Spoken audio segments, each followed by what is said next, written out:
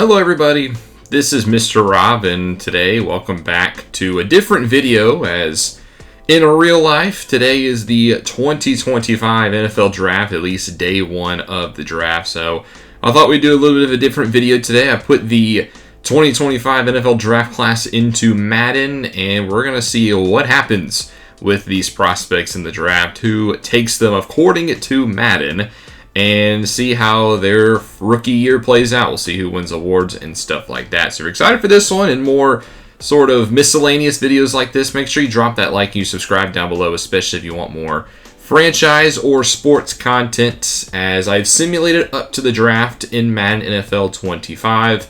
And I've put the real prospects into the game. I found a draft class that has all of the real players to Madden NFL 25, and I'll link in the description where you can find this exact same draft class. So in case you want to use this in your franchise or in your Madden NFL 25, you can do just that.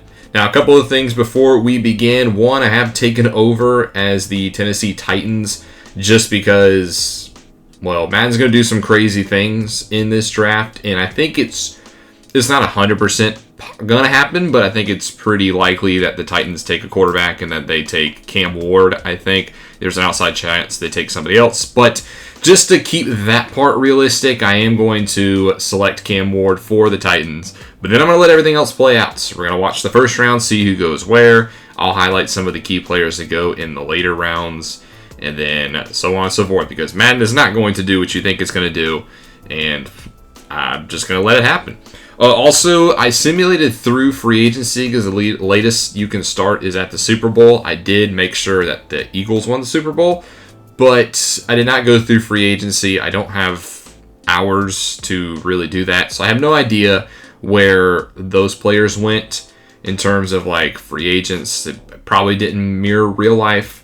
I don't even know if players retired like Aaron Rodgers, but just wanted to let that know. So in case, I don't know, Justin Jefferson on the side is saying that he hopes the team drafts a quarterback, that's probably not, he probably doesn't think that in real life because they have JJ McCarthy and they had Sam Darnold. But to start the 2025 NFL Draft, let's not waste any more time. Let's jump into this one as we will skip the video and we are on the clock. But we're not going to waste any time. Also, I've never done a draft in this game, so this is my first time seeing the new board. It looks pretty cool, considering I stopped my franchise. But that's not either here or there. So let's go ahead and make our selection. And with the first pick of the 2025 NFL Draft, the Tennessee Titans will take Cam Ward, quarterback out of Miami, as he is indeed the pick. And you can see our selection on the screen. All right, on to the second pick of the draft. We have the Cleveland Browns on the clock, and they are going to select with the second pick. We'll go ahead and skip Mr. Goodell, but it looks like they took Abdul Carter, the defensive end, who I didn't think this would be the pick that the Browns would take. I think it makes sense for them, pair him up with Myles Garrett. Now that he's committed to the Browns, I thought maybe they would go Travis Hunter, maybe a quarterback, but instead they go defensive end Abdul Carter. So it's not the worst pick. I'm okay with them actually doing that selection, the Penn State pass rusher. So that puts the Giants on the clock, and we'll see where are they going to go. Is this where Shedeur Sanders goes? Is this where Travis Hunter goes? I know Deion Sanders would enjoy one of those two. And no, that's not where they go. Instead, they go defensive end Michael Williams. So they go ahead and get a little bit of different routes as they get a little bit of help on the pass rush. The Georgia Bulldog goes to New York as he will play for the Giants. So I feel like that kind of opens up the board for the rest of the draft. The Patriots now on the clock. They don't need a quarterback, but I think this would actually be a perfect spot for a player like Travis Hunter to go. Maybe they go offensive line. You got Will Campbell there. But the Patriots with the fourth pick will select Shamar Stewart. So they go back to the defensive side of the football. Another pass rusher off the board. The Texas A&M Aggie will go to the Patriots. It's been 3 straight defensive linemen who are off the board to the end. It'll bring the Jaguars up now. I expect them to help out with either Travis Hunter or an offensive lineman. I don't think this is where another pass rusher will indeed go. Yep, it is Travis Hunter. Travis Hunter will go with the 5th pick to the Jacksonville Jaguars. This would be like best case scenario for the Jags if they were to somehow land Travis Hunter. Then this would be really, really good for them because I think he is a player that he can really help Jags on both sides of the football, gives Trevor Lawrence a weapon on offense while also being a good defender as well. So perfect scenario for the Jaguars, as that'll bring up with the 6th pick, the Las Vegas Raiders, who made headlines this offseason, bringing back Pete Carroll and bringing him in with Geno Smith. But they're here with their 6th pick, and the Raiders will select Jalen Walker. The Georgia Bulldog will go to them as another defender goes off the board as they look to beef up the defensive side of the football. I'm okay with that. I don't think that's the worst. I thought maybe they'd go like Ashton Genty or somebody to help the offense, but defense has definitely reigned supreme early on in the draft. 7th pick, the Jets are on the board. I think this would be a perfect pick for Shedeur Sanders. I think that would make Dion happy. I think staying in New York, just not for the Giants, would be nice. But I could also see them going a lot of different routes with this pick. And the Jets will indeed go with, I think I saw who that name was. Yes, it is. Shedeur Sanders goes to the Jets. I actually don't hate that pick. I think, he would be great in New York. This is exactly what Coach Prime would want, and he gets Hunter and Sanders in Jacksonville and New York. I think 2 good scenarios for them. So far through 7 picks, this hasn't been the absolute worst draft. That brings us to my team, the Carolina Panthers, who have been abysmal for the longest time. I think we should go defense. I think, we've invested a lot of money into the offense. We took a wide receiver in the first round last year in Xavier Legette. If they win another wide receiver, I would not necessarily hate that, but there's just nobody, in my opinion, that really jumps off the board in terms of an elite level wide receiver, especially if Travis Hunter is not there. So we'll see what my Panthers do with the 8th pick, and they go ahead and they take Mason Graham, a defensive tackle from the University of Michigan. I think that makes sense. I think if he were to fall to 8, I think they would take him. He is a guy who could really play on the defensive interior and kind of wreck shop and allow some of these other guys to do some work, as he seems to be a big need for the Panthers is defensive line. I mean, we were the worst rushing defense in the league last year, and I think Graham would definitely change that. That brings us to 9, where the New Orleans Saints are now on the clock, and this is an interesting spot for them. I think they could be a team in real life that potentially trades out of the top 10, allows another team to move up, but Madden doesn't really do trades during the draft, so I don't think that's where they would go. So let's see what happens with the Saints as they go Matthew Golden. It seems like a little bit of a reach in my opinion, but they wanted a wide receiver, and they go ahead and they get Matthew Golden to help them out as he goes to the Saints. Interesting selection, I think. I think they would have gone defense, but, Saints have never want a team to shy away from having a good offense. That brings us to the Bears, who had the number 1 pick last year thanks to my Carolina Panthers, where they took Caleb Williams. I think here you would go a skill position, like an Ashton Genty, to help out Caleb Williams a little bit as he continues to develop in the league. And they will go Will Johnson, a cornerback from the University of Michigan, who, in my opinion, has kind of slid down to this point. I didn't think he would fall to number 10. I thought maybe he'd go a little earlier. Maybe a team like the Raiders, maybe the Saints, the pick before selecting him. But instead he goes to the Bears, and I don't think the Bears would be a team that would be too upset with that selection. So we're through the first 10. Probably the surprising one to me is Matthew Golden at number 9. Everything else, in my opinion, looks pretty not too much out of the ordinary, as now we've reached the 49ers, who got decimated by injuries last year. I think they are in a position where they can kind of go BPA, so we'll see what San Francisco decides to do. And they go Emeka Egbuka at wide receiver.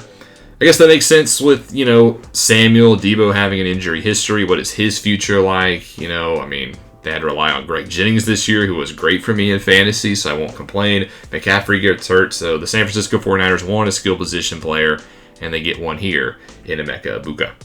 Brings us to the Cowboys here at number 12. I'm surprised the Cowboys at pick 12 will go Luther Burden, the Missouri Tiger, here at number 12. I like Burden a lot. I think A lot of people have him going later in the first round, but I think, in my opinion, he could be the most talented wide receiver. I like his skill set. I think, it's not out of the realm for the Cowboys to see an electric player like that and want to take him. Maybe 12 will be a little early in this draft, but I do like Luther Burden a lot. That brings us to the Dolphins, who, in my opinion, should go offense somewhere to help Tua Tagovailoa and help them out. Maybe they go with a replacement for Tyreek Hill, because we don't really know what his future's like in Miami. With Jalen Ramsey on the way out, maybe they want to go corner. So we'll see what Miami does. And they go Walter Nolan, a defensive tackle, helping to beef up the defensive side of the football, which makes sense, I guess. The 14th pick, the Indianapolis Colts are on the clock, and the Colts will go with Tyler Warland, a tight end, who, in my opinion, I think makes sense. The Penn State Nittany Lion gives another target for the offense. They haven't had a good tight end in quite some time. They tried it years back with getting Colby Fleener for Andrew Luck, and now they try it again here, and I think Warren is a good. That'll bring the Atlanta Falcons at pick number 15, and they will go Jahdae Barron, the cornerback from the University of Texas. Interesting pick here. I didn't have him in this range. I think, Atlanta does need help in the secondary, especially somebody to go across from A.J. Terrell, but I didn't think it would be Jahdae Barron, so I think the Falcons may have just reached at pick number 15.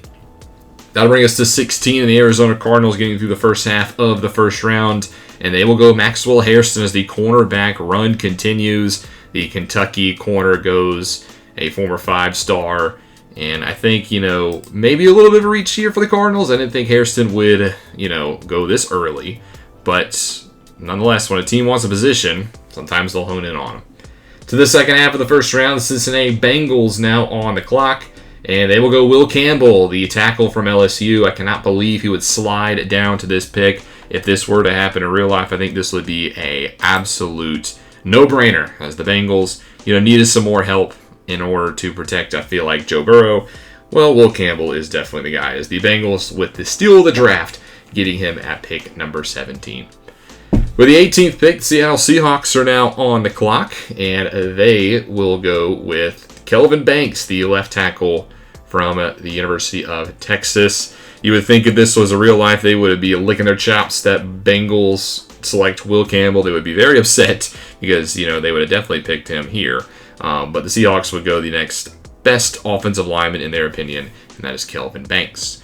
That'll bring up the Tampa Bay Buccaneers, so I think have to go defense here at pick number 19, and they go Tuimaloa, as his first name apparently has been dinged for, a offensive term, which leave that up to Madden to do that, considering these are real-life names of players. But he goes to the Buccaneers here. I would fix that in real life if that was what happened here. But nonetheless, they do go defense. They just go with the defensive line. That'll bring us to the Denver Broncos at pick number 20. And, kind of like some of the teams earlier, like the Bears, a team that picks a first-round quarterback last year probably goes first-round offense the next year in order to give him some help. I think Ashton Genty would make sense here if I were the Broncos. But no, they go defensive end. They go Jack Sawyer from the University of Ohio State. Don't know if I would necessarily agree with that one. I think offense would be the pick here. But that's not what happened. With the 21st pick, the Pittsburgh Steelers, this will be an interesting spot if they would, like to go quarterback. If Shedeur were to fall in here, maybe they go with him. Obviously, he did not, with everything going on with Pittsburgh in their quarterback situation. So instead, with the 21st pick, the Pittsburgh Steelers go McMillan, the wide receiver from Arizona, who I did not think would fall all the way to this spot. A lot of people think he could be the best wide receiver of this draft class. And instead of going with the first, he was the 4th wide receiver to go off the board, even behind a tight end. So McMillan goes to Steelers. Whoever plays quarterback for the Steelers next year, whether it's Rodgers or, whoever else like Mason Rudolph, then they get themselves a nice weapon in McMillan. That'll bring up the Chargers with the 22nd pick, and they go Landon Jackson, the defensive end from Arkansas. I think this makes sense here. I think defensive line would not be a bad spot for him as the Chargers go, as they look to, fill up that defensive line area, specifically on, the defensive line, like I've said a couple of times. That'll bring up the Packers here at pick 23, and Green Bay will go Josh Simmons, a right tackle from Ohio State University, the Ohio State. I didn't necessarily see them going this route, but, with their new massive contract they gave to Jordan Love last year, they want to keep him healthy and have a good sort of return on their investment, so they help him out at right tackle. That'll bring up the Vikings with the 24th pick, and they would go Gray Zabel, another right tackle off the board from North Dakota State. I think this is definitely a wild card pick. I thought maybe they would go defense. I think this is a team that would, in real life, trade down, considering they only have 4 picks in this year's draft. But hey, man doesn't trade down. So instead, they go Gray Zabel at pick 24. With the Texans on the board up next, they, with the 25th pick, will go with James Pierce Jr., the linebacker from Tennessee, a pass rusher who can get after the quarterback, help out on the defensive side of the football. 26th pick, the Rams now on the clock, and LA will go Shavon Revel Jr., another cornerback off the board from East Carolina. I think cornerback makes sense for them. I think this is a good pick. I think, you could either have your take between him or Trey Amos, but Shavon Revel going here to the Rams, not a bad idea at all. I think that makes sense overall. That'll bring up the Ravens at pick 27, as they will go Mike Green, a defensive end here. I think defensive end makes sense from Baltimore. I don't know if they would go with the Marshall Thundering Herd here in real life, but I think Mike Green would make sense for the Ravens. When you're a team that has a lot of, talent at all positions, you kind of just go BPA in your eyes. 28th pick, the Detroit Lions go Armand Membu as the first interior offensive lineman is off the board. I do like this pick a lot. I think, with players like Zabel or Jackson off the board, I think Membu would be a good job because, the Lions do like to draft their linemen. Well, they're going to keep that tradition here. The 29th pick, the Washington Commanders on the clock, and they go Donovan Ezeruaku, the linebacker from Boston College. A good pick here as, they need to improve their defense. They tried and got Marshawn Lattimore last year for the secondary. Well, Donovan helps out the front seven. He's a great edge rusher. I think this would be a very good pick for a Washington team that has done an excellent job of increasing their image and increasing their organization in the past 365 days. With the 30th pick, the Buffalo Bills are now on the clock, and they go Alirionte Ursuri, the left tackle from the University of Minnesota. I definitely thought they would go defense. If the Bills did go offense, I thought maybe they would go wide receiver. Instead, they go with the offensive line and a guy to block the blind side for Josh Allen. 31st pick, the Kansas City Chiefs are on the board. I think they definitely go offensive line considering what happened in the Super Bowl, and the Chiefs will indeed do just that. Josh Connery Jr. from Oregon, a great pick here for the Chiefs. Honestly, probably sliding to him at pick 31. And well, Kansas City does what Kansas City does, and that's take good players in the NFL draft. Finally, to wrap up the first round would be the Philadelphia Eagles at pick 32, the defending Super Bowl champions. And they would take Tyreek Williams, the Ohio State University defensive tackle. So that would wrap up the first round in the NFL draft. Overall, not the worst round. I think everything made sense there. There was a couple players who didn't get picked. We didn't see Ashton Jeanty come off the board. We didn't see Trey Amos of Ole Miss, a corner that kind of stands out in my opinion. Nick Emanwari, I'm a South Carolina Gamecock graduate, so he didn't get picked either in the first round. But a couple of guys definitely sliding in this draft. We're going to go ahead and simulate the rest of the draft, though. I will, be back in just a second. All right, so I've simmed the rest of the draft. Here are some of the other top players that went in other rounds. Tyler Booker was the first guy off the board. The Alabama lineman goes to the Titans. The Browns do get a quarterback in the second round. They go Jackson Dart from Ole Miss. So that's interesting. Derek Harmon, who I think can go in the first round, slid to the second to the New England Patriots. My man Nick Emanwari went to the Jets in the second round. Donovan Jackson goes to the Saints. Ashton Jeanty does go to the Bears. He just goes around later. So that would be a perfect scenario, in my opinion, if you are the Chicago Bears. Malachi Starks to the Cowboys in the second round. Omarion Hampton to the Colts. We see Quinn Ewers go to the Cardinals. Maybe a potential replacement for Kyler Murray. And then 2 picks later to the Seahawks, Jalen Milroe, who I think is very interesting. Travion Henderson goes to the Steelers. We see Trey Harris to the Texans. and the rest of the second round. Third round, Dylan Sampson's the first pick from Kansas City. Isaiah Bond to the Browns. I like that. I do like Bond. I think he's a good player. Another Gamecock, Demetrius Knight goes to the Patriots. Mason Taylor, a tight end from LSU, goes here as well. We see maybe a little bit down the board, Josiah Stewart from Michigan. Barrett Carter, who I like a lot, goes in the third round to Colts. Makuba, a nice name that I like, to the Falcons. Fourth round, Jaden Higgins leads off the way. Tyler Shuck, the old man, goes to the Giants, the 25-year-old. Trevor Etienne to Jacksonville's interesting, considering that's where his brother Travis Etienne got drafted to, so I think that's an interesting story. Another Gamecock here in the fourth round, Kyle Kennard. And then in the fifth, here's a look at some of the top picks in the fifth round. Ollie Gordon from Oklahoma State to Washington. That's a name that stands out here in this round. And in the sixth round, you can see the top on your screen here. And then the seventh, here is a look at the seventh round. And Mr. Irrelevant is quarterback, or actually not quarterback. Yes, quarterback Mac Broomser. Actually, no, it's down here. Kari Coleman from Ole Miss. So it looks like a little bit of a glitch at the bottom. So that's how the draft unfolded. We'll just go ahead and simulate the first year. I'm going to take, hands-off approach to the Titans, and we'll see how these players did and maybe what will happen. All right, so we've simmed to the end of the regular season in the 2025 season, as the Titans, it says, actually went 7-10, which is not the worst scenario for them. Here's a look at how the AFC played out. The Dolphins, the best team, 13-4 in the AFC East, while the best team overall was the Chargers at 15-2. Bengals won the AFC North with the 14-3 record. The Texans 10-7 in the South. The wildcard teams are the Ravens, the Raiders, and the Jets. No playoffs this year for the Buffalo Bills. We'll take a look at the NFC real quick by going through here. As on the NFC side of things, the North was won by the Packers, who went 11-6. In the South, the Buccaneers went 11-6 as well. The Panthers going 1-16. That would hurt my heart as they lost their final 15 games. Let's please not have that happen this year. The defending champion Eagles go 13-4, and then the 49ers bounce back with a nice record. And one thing I want to notice and mention, the AFC West, the Chiefs go 8-9.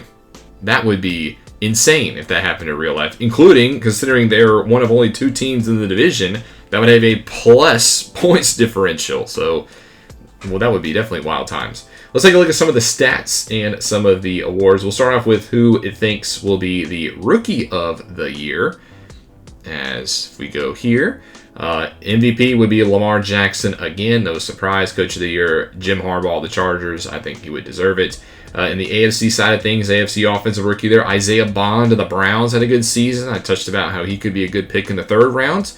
Well, he gets it there. Jaden Higgins of Tennessee, Tyler Warren, Quinshawn Judkins, Cam Ward would come in fifth, Shedeur Sanders in sixth, McMillan in seventh of the Steelers, Jackson Dart might have got some playing time with Cleveland. He's in eighth. Caleb Johnson of the Patriots, and then Travion Henderson of the Steelers. As far as offensive in the NFC is Emeka Egbuka of the San Francisco 49ers. Ashton Jeanty comes in second. Harold Fannin Jr. in third. Matthew Golden, the Saints wide receiver I said might have reached, he comes in fourth. Jack Beach comes in fifth of the Eagles. Colston Loveland, he was a second-round pick by the Giants. Luther Burden of the Cowboys in seven. Torrey Holton of the Eagles in eight. And then a couple of Commanders, Jalen Royals and Ollie Gordon, comes in towards the end. As far as how would defensive shake up, Abdul Carter of the Browns, they get both AFC Rookie of the Years. Travis Hunter comes in second with the Jags. Nick Emanwari, go Gamecocks, comes in third. Walter Nolan in fourth. Barrett Carter of the Colts in fifth. Sorrell of the Titans in sixth. Kenneth Grant seventh. Caleb Ransall, the Titans racking up a couple here. And then Shamar Turner and Landon Jackson of the Chargers come in to round it out. So then the NFC side of things, Shavon Revel Jr. of the Rams in first, Jalen Walker of the Giants in second, Tuimaloa of the Buccaneers in third, Mason Graham of the Panthers in fourth, Maxwell Hairston of the Cardinals, Will Johnson, Jaden Barron, a couple of corners here, Malachi Starks of the Cowboys. The Bears get one up there, and then Xavier Watts rounds out the top 10. As far as the stats go, Cam Ward went 27 touchdowns, 20 interceptions, joining the 20 for 20 club, and what's a pretty decent year for the rookie. Joe Burrow leads the way in yards, followed by Allen Hurts, Carr of the Giants, and then we see Bo Nix. The first rookie is Justin Fields, had a good year with the Saints, as the rookies don't really stand out towards the top. Russell Wilson apparently is a Colt. Cam Ward actually led all rookies with 3,700 yards. Shedeur Sanders had a 3,400-yard season, 25 touchdowns, 16 interceptions, a pretty solid year for him. 41 touchdowns apiece for Stafford and Mahomes. Interceptions was Trevor Lawrence with 24. That's really no surprise. Come on, Bryce Young, you got to step it up a little bit. Your rushing leader is Josh Jacobs of the Packers with 1,500 yards. As far as rookies go, we see Genty with a 1,000-yard season. Travis Etienne bounces back with a 1,000-yard season as well.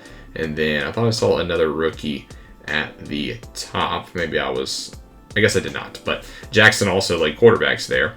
Touchdowns leader, we see 21 Saquon Barkley as he has another good year. But good year for Ashton Genty. He steps up, 5 touchdowns, good running year for the Bears, even though his average was a little bit lower. Never fumbled the football as well with 46 broken tackles. That's a pretty solid game for him, or season for him. Receiving yards leader was Amon-Ra St. Brown of the Lions, followed by Jamar Chase, Khalil Shakir, T. Higgins, a couple of Bengals at the top. The top rookie of this group is, as we have to scroll down a little bit for him, is Isaiah Bond. He had a 1,000-yard season, 78 catches, 11 touchdowns. Good year for the Texas Longhorn alumni. Jaden Higgins also had a 1,000-yard season for Tennessee as he built good connection with Cam Ward.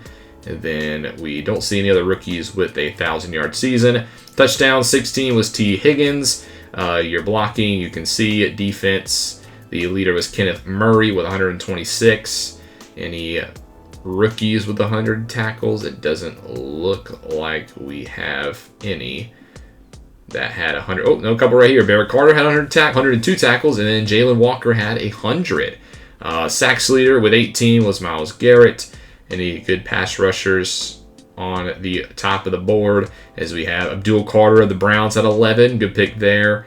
And then nobody else with double digits. INT leader with 10 was Charvarius Ward of the 49ers. Go Ward. And then we saw a couple of other good rookies in the Rookie of the Year. Siobhan Revell with a 6 interception season for the Rams. That's impressive. And then Travis Hunter had 87 tackles, 5 interceptions. He would be a double-sided player, but they don't really do that in Madden. But he had 5 interceptions as a corner, which is good because a lot of people think he should play wide receiver if he made it to the NFL. Any other rookies up here at the top in terms of INTs? I don't see any showing up here. But that's how the stats will unfold. A couple of good rookies standing out, as we'll just go ahead and simulate to the offseason and see who wins the Super Bowl. All right, so your Super Bowl winner, you can see at the top, is the Chargers beating the Eagles 45-31. Actually, no, right here it says the Eagles win. No, the Eagles win 45-31. I misread that. So the Eagles defend their title. They go back-to-back as they get it done. Rookie of the Year was Isaiah Bond. A defensive rookie was Abdul Carter. So the Browns building nicely for the future. But that'll do it for this episode. I thought this would be just a kind of a fun little episode to do, just to mix it up, get you guys some hype for the draft tonight. If you enjoyed, make sure you drop that like and you subscribe down below, especially if you want more franchise content. This is Mr. Rob, and I'll see you in the next one.